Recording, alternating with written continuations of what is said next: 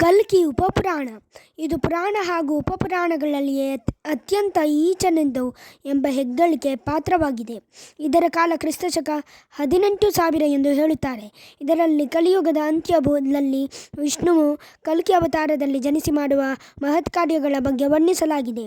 ಕಲ್ಕಿಯ ಶಂಬಲ ಗ್ರಾಮ ನಿವಾಸಿಗಳಾದ ವಿಷ್ಣು ಯಶಸ್ ಮತ್ತು ಸುಮತಿ ಎಂಬುವರ ಪುತ್ರನಾಗಿ ಜನಿಸುವನು. ಅಂತ್ಯದಲ್ಲಿ ಕಲ್ಕಿಯು ಬೌದ್ಧರು ಹಾಗೂ ಮುಸ್ಲಿಮರನ್ನು ಸೋಲಿಸಿ ತನ್ನ ಅವತಾರವನ್ನು ಮುಗಿಸಿದವನು. ನಂತರ ಸ್ವರ್ಗಾರೋಹಣ ಮಾಡುವ ವಿವರಗಳನ್ನು ತಿಳಿಸಲಾಗಿದೆ. ಪುರುಷೋತ್ತಮ ಉಪಪುರಾಣ. ಇದರಲ್ಲಿ ಪ್ರಸಿದ್ಧ ಯಾತ್ರಾ ಸ್ಥಳವಾದ ಪುರಿಯ ವರ್ಣನೆ ಇದೆ.